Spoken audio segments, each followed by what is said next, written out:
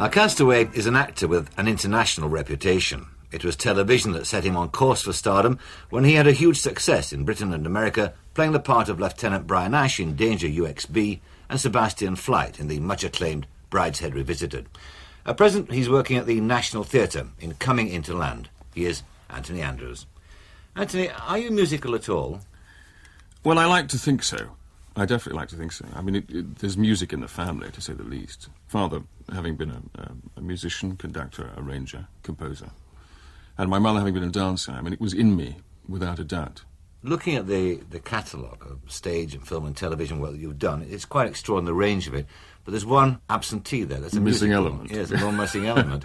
Would you like to do a musical? It's a secret ambition, has been for years. I don't know if I could ever sing a difficult role. It would have to be a particularly kind of fun show, I suppose. But yes, it's a deep, deep passion. I mean, the thought of actually standing there and listening to the orchestra play the overture would probably render me completely comatose and unable to go on at all. What about the musical influences? I mean, was there one particular piece of music that had an effect on you as a person growing up, that changed your attitude toward music? Yes. The Trumpet Voluntary was something that I first remember hearing at school. And it wasn't the first piece of music I'd heard, of course, by a long way. But it was the first piece of music that made me aware of musical structure. The integration of the trumpet with the orchestra, of orchestrations. And therefore, of course, it made me terribly aware, suddenly, of what my father had been about. And the complexities of what he had had to do late into the night, almost every night of his life. Rushing arrangements around to the BBC where we sit, and getting involved with people, deep into the early hours of the morning who desperately needed some new arrangement for a tune. It made me realise, because it has a complex structure of its own, and it is its structure, the arrangement of it musically, that makes it great. The thing that I think I identified with was that it reminds me of great occasions of pomp and ceremony, and I'm a great one for a bit of pomp and ceremony. Let's hear it now.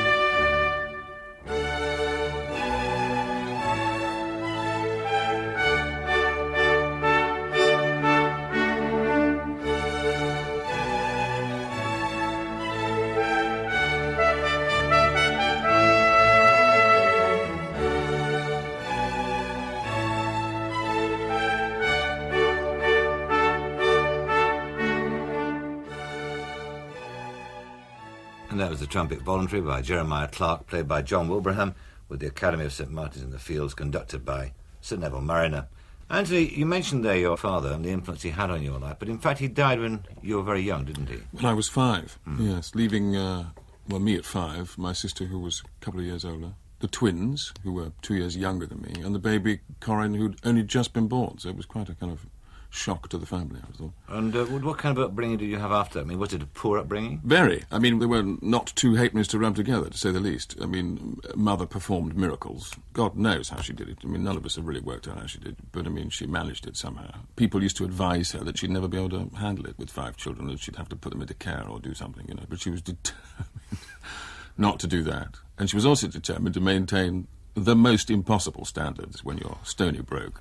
She was a great one for kind of setting rules and regulations, which, I mean, I'm sure did us the world of good at the time. Of course, we were all moaning and groaning like mad, but...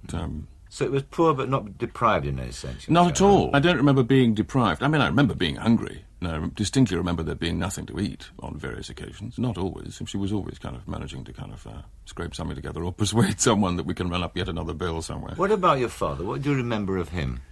Very, very little. It gets confusing, of course, because one hears so many stories about him, both from mother and from people that knew him. But the only true memory that I have is I remember the front room when we lived in Finchley. I remember the grand piano, which at some point with my sister I helped to ruin by throwing darts into it, would you believe? For which I was never forgiven. And I remember him coming home one night with a drum.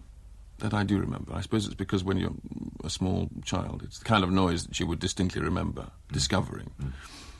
And that's all, which is really not very good, not to remember anything at all.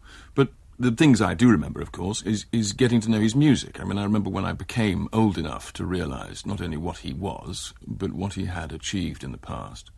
I became very, very interested, and then my mother, of course, started playing the old scratchy 78s. I'll never forget when I first heard the first recording of him actually playing one of his own compositions, because it was the moment where I felt closest to him, and for the first time close to him. I mean, before it was just a word, a name, you know, the father of the family, which I couldn't really identify with. And I started thinking to myself when I started the impossible task of thinking of these 8 pieces of music, that if I was going to be stranded anywhere, I would definitely take a piece of his music with me, because strangely enough, throughout life, he's always been present. It's a very odd feeling, and I don't mean this to sound sort of strangely religious or anything like that, but it really has been a presence in me. And I think that he's been able to guide me by remote control in some way or other. So I would love the facility to continue that guidance. What is the piece of music? It's a piece of music called Sparks Fly Upwards, which is I think the only one we now have, which was actually one of his compositions on which he's playing.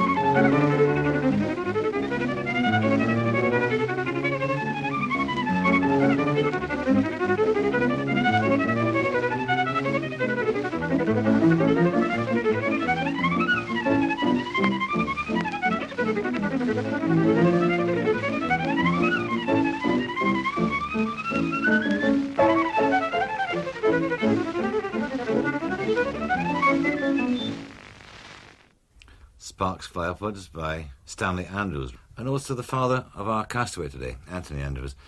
Well, given that your father was this composer, musician, that your mother was a dancer, was there any doubt that you were going, in fact, to go on stage? I mean, did you always have, from the beginning, an idea of performing one way or another? I think deep down inside, without a doubt, it was there. There was always this feeling, I mean, we were always being told that you weren't, you know, we're different, we're sort of... we've got something inside us which makes us continue in the face of adversity and all those kind of things were constantly drummed into us as kids. And it was definitely associated with showbiz. I mean, I distinctly remember my first experiences of film were those Sunday afternoon movies where we used to sit down with Mother, who couldn't wait to get there, rush through the Sunday lunch, such as it was, to sit down in front of the TV and watch those old 40s musicals which were full of the old showbiz principles. Do you know what I mean? So, I mean, I remember identifying with those at an early age and knowing that it was definitely in me. Another choice of record, Anthony, please. Well, I couldn't go without Elton John. And Elton John, for me, means Your Song, which was a track from the first album, which I think was called Elton John. It evokes, to me, that whole period when it came out. And it was a time when I was beginning, and I was firmly out of work, desperately broke. I think I was appearing in 40 Years On at the time, so I'd done about a year and a half at the Apollo Theatre playing one of 20 schoolboys in Alan Bennett's play. But it was a time when I met Georgina, my wife, so we firmly associated with it as being our song. Its lyrics are full of moments that I deeply identified with at the time because I was broken, because I was being a romantic, desperate for the facility to be able to whisk Georgina off to some wonderful desert island, if you like. Little did I know, of course, at that time, that the last thing in the world Georgina would have wanted is to be whisked off anywhere, because she's not in favour of those kind of glamorous holidays anyway. But I was frustrated by the lack of facility to do those things. But we look upon it as our moment. It's a little bit funny, this feeling inside. I'm not one of those who can easily hide. I don't have much money, but boy, if I did, I'd buy a big house where we both could live.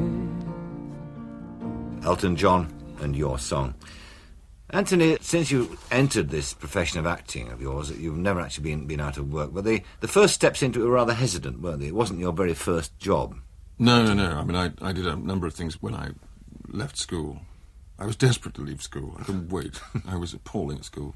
I upset my housemaster, who thought there were better things in store for me, but it was fashionable at the time. I remember those numbskulls who weren't going to get any exams were all leaving to go on things like catering courses, and I thought, right, catering course, that's it, and fancied myself instantaneously in pinstripes running the Savoy Hotel. I mean, it was role-playing, you know. I mean, I was just kind of letting the imagination run around. So I went to a catering college and hated that, of course, because it was like going back to school. I learned a bit of cooking, mind you, worked in a few restaurants, got a lot of experience of being out with people in that way. But then I kind of drifted from role to role. I mean, I did a bit of salesmanship. I got sent to London to flog chickens in cream to chefs in restaurants because some farmer thought it'd be a good idea because I had sort of vague catering experience. And I was a disaster at that. I fancied myself as a journalist very much, but I couldn't spell. So, I mean, they put me... And now this is really interesting. Why on earth they would put someone who can't spell into the advertising department? I don't know. Because it caused much embarrassment in local papers when all advertisements had to be given for free one week because Andrews had spelt them wrong again. But anyway, that's what happened. And it was when I was gathering dust in the advertising department of a local paper down in Sussex that I literally walked into the Chichester Festival Theatre and said, can I have a job? And I got a job as shifting scenery. And that was the start of it. No, you've never been to drama school. You've never learned how to act. I mean, your background was, in fact, from there was repertory, wasn't it? Yes. Did you feel inferior when going for jobs because of this lack of background? To begin with, definitely. I mean, apart from the fact that all my contemporaries were always telling me, you know, you've had no training, you've got to go to drama school. I knew that if I'd gone to a drama school and had to stand up and give my rendition of some speech and some expert had got up and said, you're appalling, I would never have done it again. I mean, there would be no chance. I mean, I had no confidence in those days at all. So I knew that I had to kind of somehow very carefully watch everybody and see what it was that they had that I had not got and see if I could apply any of that to me. And that's one of the reasons why working with Sir John Gielgud in 40 Years On, when I was very young, for a year, was a tremendous advantage to watch somebody out there on stage every night. What did you observe that you learned? Well, one of the things I learnt was that it's not the same all the time and that it changes like mad and that you have to be in charge both of the character and yourself to such an extent that you are completely flexible. I mean, the wonderful things that he would do, I mean, are outrageous when you think about it. But he was very flexible and he could play it differently every night and yet it was the same. Do you know what I mean? Within the structure of the play. And he could keep himself fresh and alive and interested and all the rest, whilst we were all bored to tears with the bits that we had to do within a very short space of time. Let's have another choice of record, please, Anthony. This is very interesting, because this is very recent. I mean, this is something that burst at me recently, because I was watching Barbara Dixon on the South Bank show.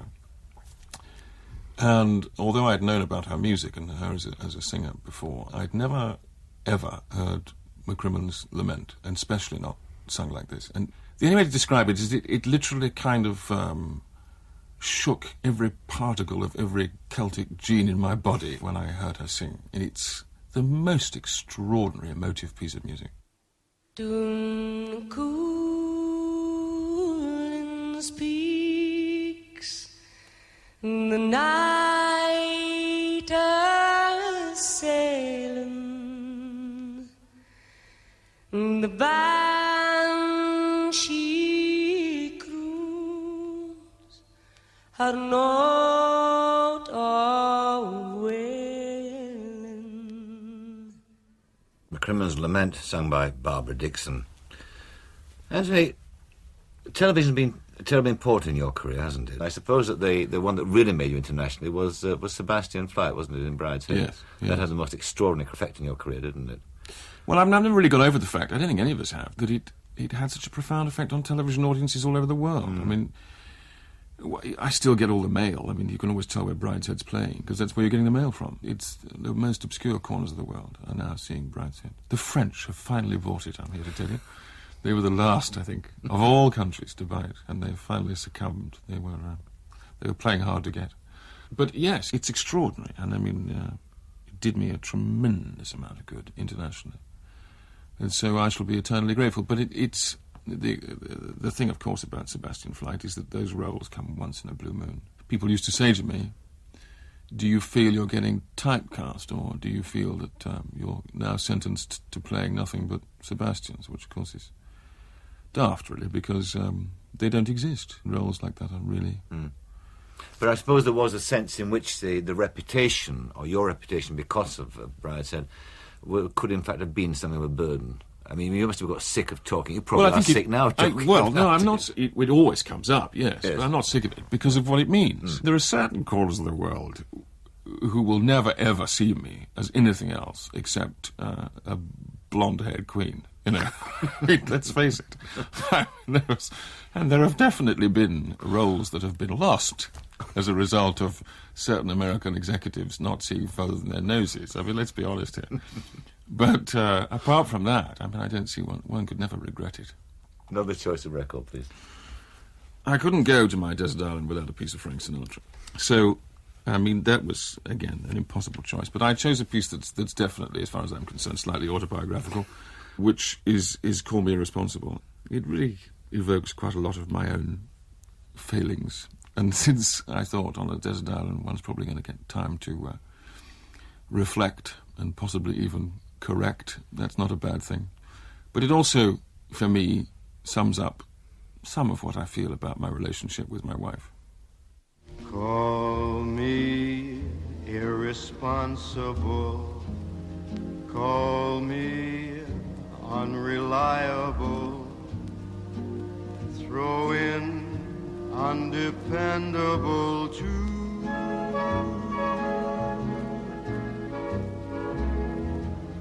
Do my foolish alibis bore you? That's Frank Sinatra and Call Me Irresponsible. Anthony, you mentioned there that record reminds you of your wife as well as your own feelings, you said. Whenever you read about a piece about you mentioned Georgina. Of course you would. I mean, you were married to her, but it seems to me that it goes deeper than that. There's a kind of attitude you have toward her which goes beyond that normally expected of a marriage. Yes. But she's had more of an influence on you than... No, I think she has, a profound influence. When we first met, there's no two ways about it. I was kind of not just down and out. I was pretty much no good when I look back on it. I mean, I'm not saying that I wouldn't have kind of shaken free of that in some other way. But, I mean, I was fairly desperate. I desperately knew by this time that I wanted passionately to be an actor and to be able to express myself in the way that I thought I could on stage. I had very little in the way of equipment to do that, having not been to drama school or anything. I think when I actually met her, I was working in Regent's Park in the New Shakespeare Company, playing a fairy in Midsummer Night's Dream. And I remember having terrible fights with the director, who never really understood what I was trying to do. And it seemed that I was going to go nowhere and didn't really understand how to cope with myself on stage. Not only had she been to drama school, to the Bristol Old Vic, and therefore was capable of giving me certain pointers, but also she had an attitude of mind, which I think comes from her upbringing and the fact that it was a different kind of end of the scale from mine. Well, she was very different. I mean, she has a very rich family. Well, I mean, I wouldn't call it very rich at all, but I mean, they were certainly not hard up. There was a confidence in this young person, which I did not possess. She was still aware of the same sort of personal failings as all of us are at that age and all that kind of stuff. She wasn't in any way spoiled, but she possessed an inner confidence, which comes from security, basically, which is something that I had not touched at close quarters until that time. So that was the first inspiration, without any doubt. It was a great help for me to watch someone with poise and confidence. And she gave me a tremendous amount of early self-respect. She taught me how to rely on what I was doing, what I was saying, and who I was, which, of course, was the first step down the road to putting oneself together on stage or on film. So, I mean, from those early days, there was always inspiration there. But also, I mean, I think it is, you're quite right, deeper than that. And later, through our marriage, one of the greatest and most important things I think that's happened is that she is my closest friend. And that's the most important thing, I think, outside the relationship, outside the love that we feel for each other, and the romance that we've always felt, is that I have this great and true friendship, which I feel could never be damaged by anything. Another choice of record, please. If I was going to be marooned, I couldn't go without Handel's Messiah. I chose For Unto Us a Child is Born because it's always amused me. I hope people won't take this the wrong way, but when my first child was born, when Joshua was born, he was born by caesarean, and it was quite miraculous. We weren't ready for any of that at all, and it was quite a sort of fast and dangerous emergency kind of operation. It was quite a strenuous period of time in the hospital. When I finally got out of there, very late at night, I leapt into the car to drive off and kind of celebrate and tell everybody. And the first thing that came out of the radio was For Unto Us a Child is Born. Could not be more up to that. Joyous music for a joyous occasion. Yeah.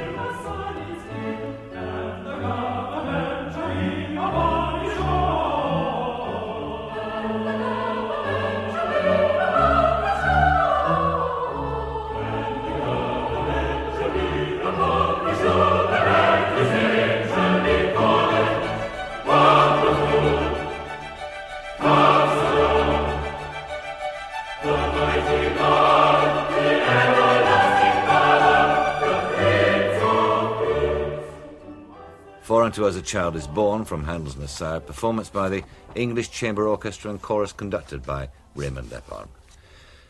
Anthony, you've now returned to the theatre. In fact, you're at the National Theatre, and I think I'm right in saying this is your debut there, isn't it? Indeed, indeed. Yeah. The great thing about it is that I've been away from the theatre for a long, long time. I actually did a play at the beginning of last year at Greenwich called One of Us, which was my sort of return after nearly 10 years.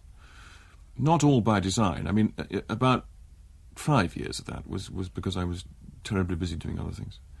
The longer I left it, the more determined I was not to go back into the theatre doing a revival of any kind. I was absolutely determined to find a new piece of work. The thing I missed most was not, strangely enough, the facility to be on stage every night, because after a while, to be absolutely frank, that becomes a bit of a drudgery. But it was the rehearsal period, and for me the most exciting and the most challenging part of the work was going to be done in the rehearsal room, and I wanted therefore to be able to work on a brand new text and discover that with a group of people.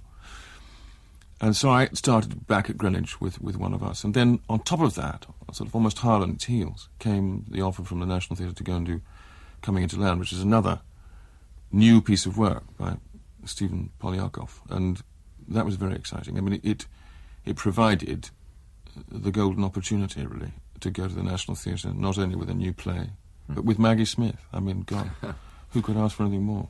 Another choice of record, please. For all of us around about my age, how can you ignore the 60s? It was such an important time for music and for all of us, I think. And I couldn't get through thinking about that period and wanting to remember that period if I was cast away without thinking of Janis Joplin, who, for me, seems to evoke an awful lot of what it was all about. Oh, Lord, won't you buy me a night on the town? Everybody, oh, Lord, won't you buy me a Mercedes-Benz? My friends all drive Porsches. I must make amends. Worked hard all my lifetime, no help from my friends. So, oh, Lord, won't you buy me a Mercedes-Benz? Janis Joplin and Mercedes-Benz. Anthony, what about the plans for the future, then? Would it include more theatre than you've done? Yes, I mean, I'm kind of thrilled to have rebroached that situation and find myself more interested in the theatre again. Not that I wasn't during the 10 years I've been away. It's just that, first of all, as I said, it was impractical, and then it became a search for something new. But yes, I feel it's back in my blood. I've been there again. I've put the toe in the water, and it doesn't feel too bad. So I'd be thrilled to go on with it, yes. What about spin-offs from what you do? I mean, are you into the production side of Yes, the I mean, industry? I'm very interested in I formed a production company with a friend of mine, two dear friends of mine, not that long ago. And we've been busily developing ideas for the screen. And I hope to continue to do that. I mean, I think it's an inevitable part of working in the industry for a good few years now, that you begin to be interested in the actual birth of pieces to do either on screen or on stage. Mm. So I'd like to continue that very much. I'd also like, of course, to at some point to direct. But, I mean, I think the piece will have to come up and bite me, probably, rather than me looking for it. When you look back on your career, have you found acting a satisfying life? Yes, the business itself, that satisfies everything within me. I mean, when you think back, you've got the opportunity to meet and touch on so many different aspects of life. And that's the great thing. I mean, for me, the reason I joined up, the thing that was missing in me, the thing I wanted, was variety. I mean, I wanted to be different people. I wanted to be able to touch different areas. Final choice of record, please, Anthony. Again, I couldn't go without a slice of Elgar. And the Enigma variations for me have always been important since I was very young. For various reasons. I mean, they remind me of England, and they do everybody, I think, because of England's premier composer, probably. They evoke all those extraordinarily English things, like the smell of roses after the rain's fallen, and hills and clouds and stormy weather and all those things, which would be marvellous to take a piece of England with you.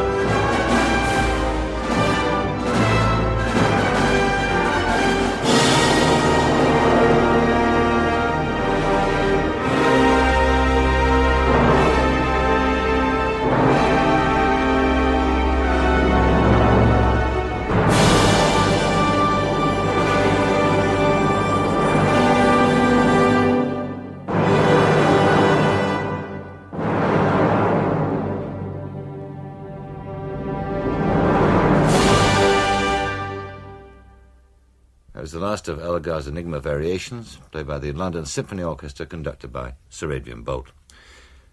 Anthony, now to the desert island.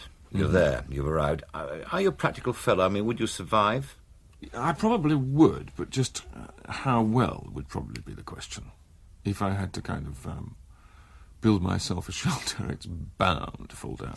What about loneliness? Do you like your own company? Could you survive being without Well, I think contact? inevitably to begin with, I probably would appreciate it deeply, I would think, the peace and quiet. But, I mean, no, truth be known, I'd be desperately lonely on my own. I'm not very good at being on my own. Although I like to make time on my own, if I possibly can, which is increasingly difficult. So, I mean, initially one thinks, oh, goody, that would be a time to reflect on everything and a time to read and time to do all the things that you wanted to do. But it would be awful, I mean, to be parted from the people that are important to you. And I'm just not good at not responding to people, you know. And what about the record? You've picked 8 records. Imagine 7 have been washed away. You're left with 1. Which would that be? It's terribly difficult, but I think since you let me know that I can take the whole album, it would have to be Handel's Messiah, because, well, it's got everything. It's full of hope, drama, faith, all the things that I would probably need. And what about the choice of book? You've got the Bible and you've got the complete works of Shakespeare on the island. Which book would you take apart from those? This is interesting because, again, it was a terrifying choice to make, and I've always been sentenced to this business of not being able to read nearly as much as I'd like to, because I'm always reading scripts and things that I have to read. And because of that, I don't know a great deal about Oscar Wilde, but each time I've come in contact with him, I remember particularly things like a play based on a short story, A Critic as Artist, which was terribly interesting, and The Ballad of Reading Gaol, of course, which is probably one of the most moving things I read in my youth. And the great thing about it, of course, the complete works of Oscar Wilde, for me on a desert island, would be that you've got stories, you've got poetry, you've got plays, you've got fairy tales. I mean, you got it all. So I think I could, knowing the quality of that writing, I don't think I would ever tire of it. Well, what about the luxury object, inanimate? Well, this was tough too, but it would always have been a musical instrument. My first choice was the piano, because I tinkle away on the piano for hours, and I would finally, somehow, if I had enough time, before I was rescued, I would teach myself to play that instrument. Anthony Andrews, thank you very much indeed.